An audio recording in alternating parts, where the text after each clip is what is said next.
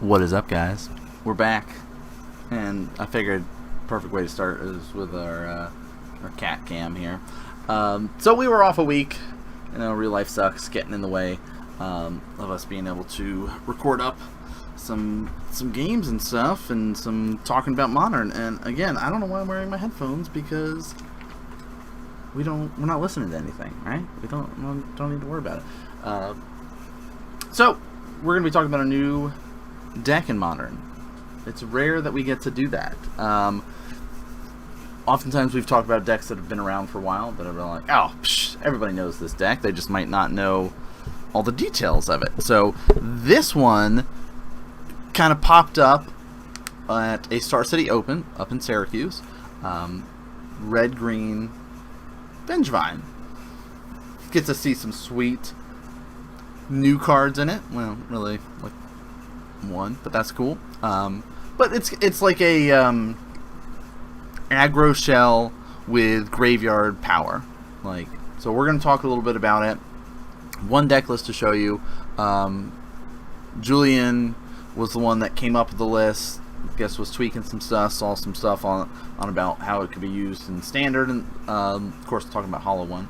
How it could be used in standard, and wanted to try it out in Modern. Didn't want to just use like a simple dredge version, wanted to try something a little bit kind of aggro oriented, and came up with this list and was like crushing day one.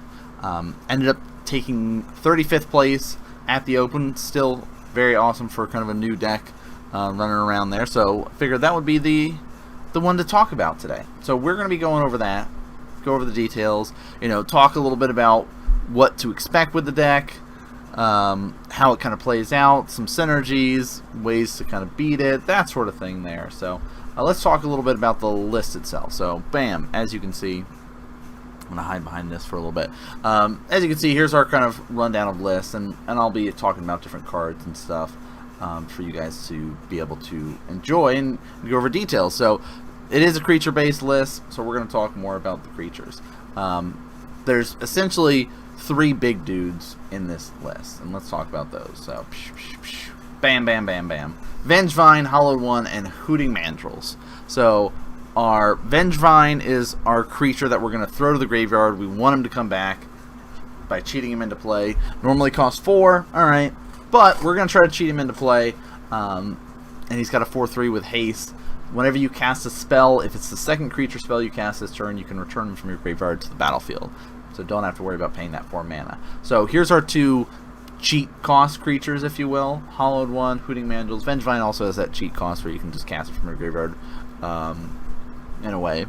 Not technically casting, but it returns it. But these guys, you get to interact by what you're doing on your turn. Dumping stuff into your graveyard, being able to delve it away with Hooting Mandrills, then you got a 4/4 trample. It can only cost 1 green, right? 5 to delve, no problem. You also have a bunch of fetch lands we'll get to later. It's going to fill up your graveyard. Hollowed One here normally costs 5. You can get them down to costing 1. Get them costing nothing. Costs 2 less for each card you cycled or discarded this turn. And you can pay 2 and cycle them if you want. So you do have that option. So here's kind of our big guys, right? They're all at least 4 power. 4 toughness for Hollowed One, for Hooting Mandrills. Vengevine, 3 toughness. But hey, Vengevine can come back, so we're not that worried. And there's not that many lightning bolts running around. So there's kind of our big guys, right? That's what we're thinking about. Now, to feed into our cycling plan, we also have Street Wraith, right? Not really a hard castable creature in this deck. It's a 3/4. I'm gonna pay 2 life and cycle, right? I'm gonna reduce the cost of my Hollowed One. That's what Street Wraith's there for. Then we've got 3 1-drops in this list. Monastery Swiftspear. Okay, seems pretty good. Everyone should know it from a burn list. If you don't, 1 cost, 1/2 haste with prowess. Whenever you cast a non-creature spell, it gets +1/+1 till end of turn. Insolent Neonate. If you've seen Dredge, this should be very familiar. 1 cost for 1/1 with Menace. Can't be blocked except for 2 more creatures. And you can discard a card and sacrifice Insolent Neonate to draw a card. So I'm going to discard that Vengevine if I wanted to, and then draw a card. Oh, but guess what? Because I discarded a card, Hollowed One costs 2 less. look how crazy this is, guys. And then our other one is, of course, our Goblin Guide. So 3 Goblin Guides in the list. We've got 4 Neonates, 4 Swift Spears, 11 1-drops, and that doesn't include being able to delve Hooting Mandrills to a 1-drop, or cycle and discard a bunch of cards to get Hollowed One to a 1-drop. So you could be casting Vengevine on turn 2, or bringing it back from your graveyard on turn 2. So there is that little powerhouse aspect to it. So that's kind of the thing, is it's kind of this aggro deck with the Goblin Guides, with Neonates. You're not really going to keep that around. That's really an enabler. But you've got these 1-drops, right? Goblin Guide and Swift Spirit into these big guys. Vengevine, Hollowed One, and Hooting Mandrills. Like these 4 power creatures to kind of follow the back of these early drop creatures there. Spells, we've got kind of our power to go along with the aggro style of it, and then we've got our enablers for spells. So Become Immense, Game Ender, Temur Battle Rage, Game Ender, Lightning Bolt can get rid of creatures, can go face, however you want to play it. So again, it runs 2 delve aspects of it. Hooting Mandrills, Become Immense, trying out that route because again, so many fetch lands in here, and then you've got some enablers that you're going to be discarding stuff, delve it away, kill somebody off. And I've seen people where they'll be like, well, I'm at 12 life, I'm not going to block your Swift Spear or something like that. You know, it's just 1 point of damage, and then you're like, alright, Become Immense, sorry, not sorry.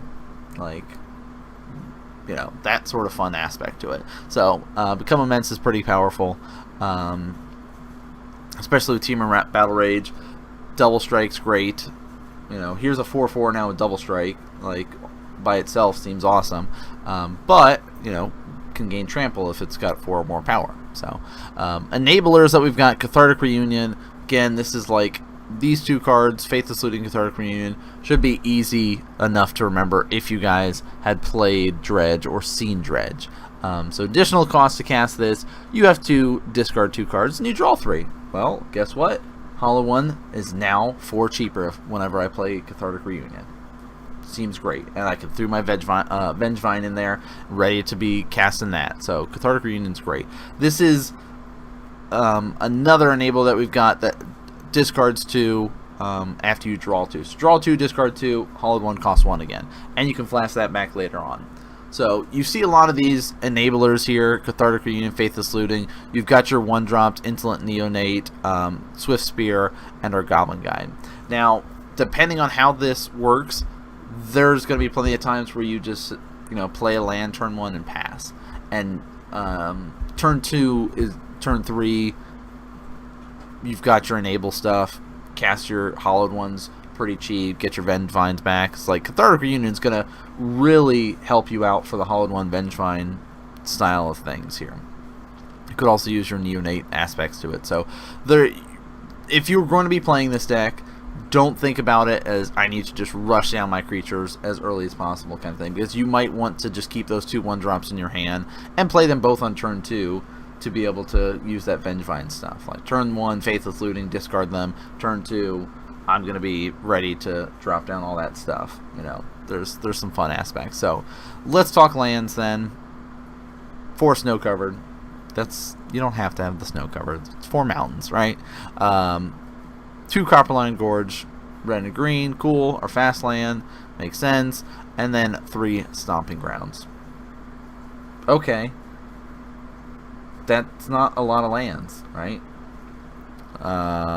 That puts us at 9 lands. So that means 9 fetches. 3 Wooded Foothills, 3 Scalding Tarn, and 3 Bloodstained Mire. You see, here's our additional red ones. The Wooded Foothills works really well because, you know, we want to get our Stomping Ground, we want to get our snow covered, but all of these, because they fetch for red sources, will find the lands that you need.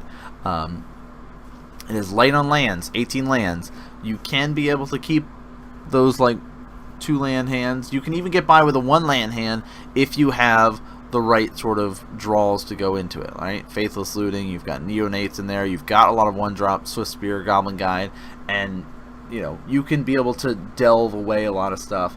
You've got Street Wraith also in here, so like, again, it's like an aggro deck that has this kind of hidden graveyard fun involved in it. So definitely a kind of fun way to be playing Modern right now, using a card that was really not on a lot of people's radar. So that's really cool to see. Sideboard, we've got an additional Goblin Guide in here. This is kind of dealing against, if you're playing against white and they go, alright, rest in peace, say goodbye to your Hooting Mandrills, say goodbye to your Vengevine, you know, that sort of thing, and probably say goodbye to your Hollowed One.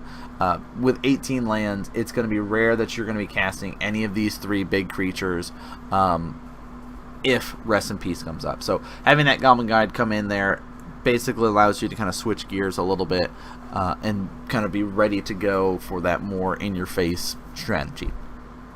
Grim Lavamancer's in here. You know, maybe you need a little bit more targeted stuff. Deal a little bit of damage off it. Get some more value out of your graveyard stuff that you're throwing away. Seems good. Blood Moon. Hey, there's a bunch of 3-color decks running around. I really essentially have 2 colors. The other thing with the Blood Moon, though, is there are no basic forests in this list. None. So you really have to set yourself up nicely. Now, it's going to be easy to get your Hollowed One out, right? That doesn't matter.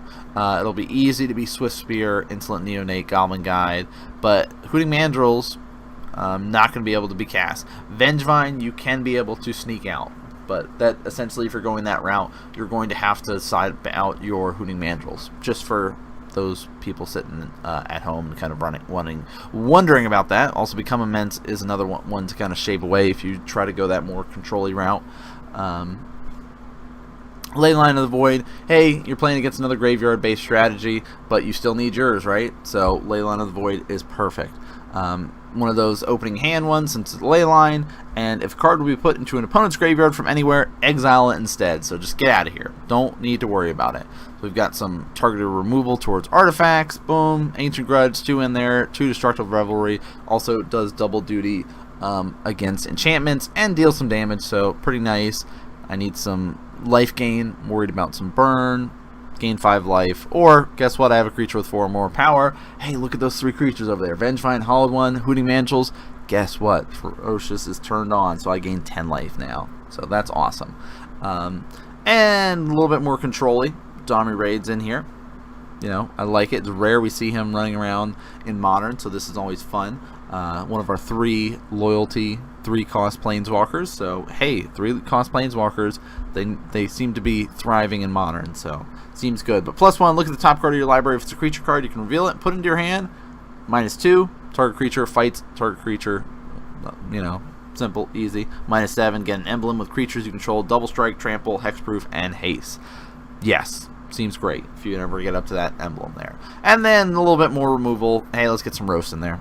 5 damage target creature without flying. So again, it's a nice package overall on how it's set up.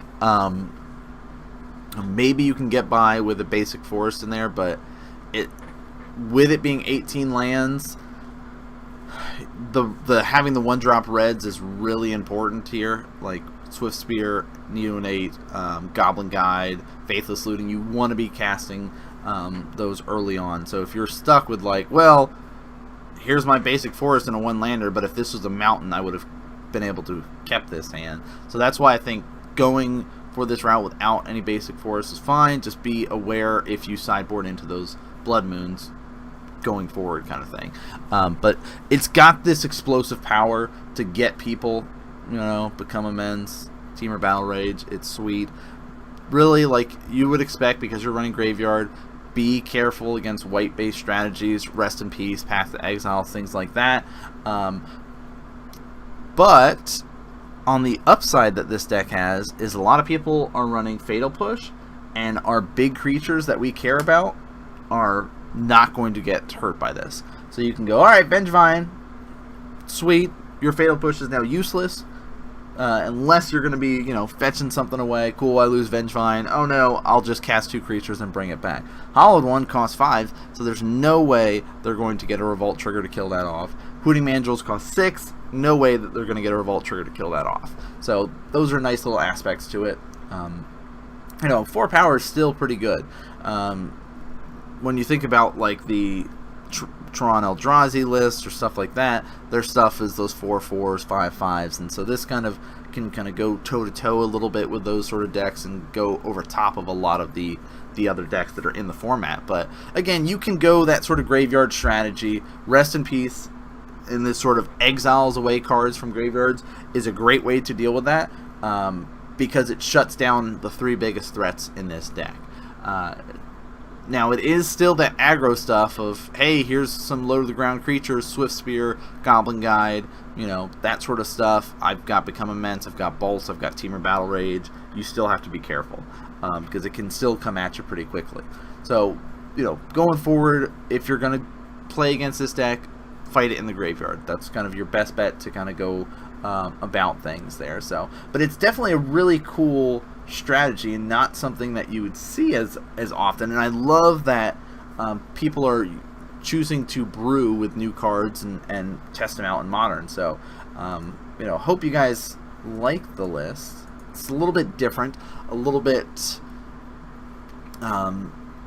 maybe not as figured out as some of the other lists out there, and definitely something to start playing with some more. I'm sure you're going to be seeing a lot more of it on Magic Online. I know some people have been posting up other articles and testing it out and stuff, so this is, you know, potentially has the power to stick around for a little bit, especially since it gets around Fatal Push.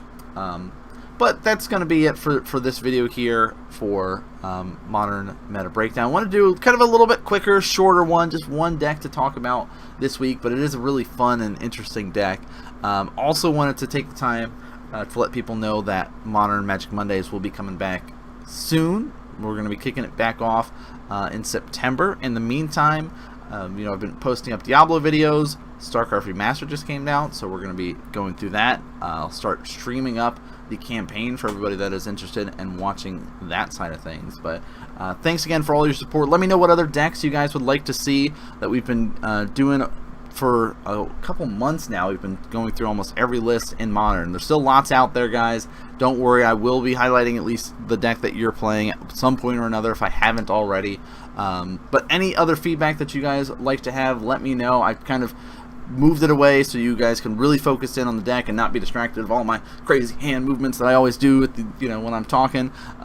So again, thanks so much for all the continued support that you guys have shown for Modern Meta Breakdown and for the videos that I've been producing. I am going to be attending the Standard event coming up for DC area, I guess, that Star Cities is hosting. So if you guys are in the area, you know, let me know. Hit me up on Twitter and stuff, and we can get together and hang out and stuff. So that's going to do it for this episode. I'll see you guys next game.